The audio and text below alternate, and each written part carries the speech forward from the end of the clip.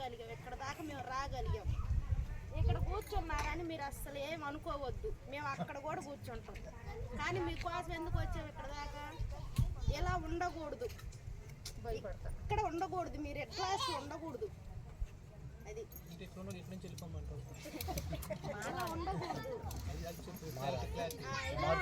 మనలో మార్పు రావాలి, మన పిల్లల్లో కానీ మనలో కానీ.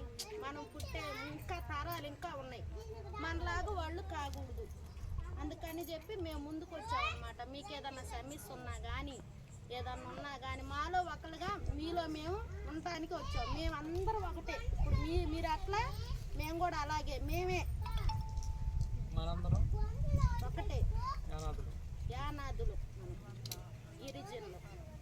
అది మీకు రేషన్ బియ్యం వస్తుంది నెల ఎంతమంది మొత్తం ఈ ఊరు మొత్తం ఎంత గడుపు ఉండిద్ది?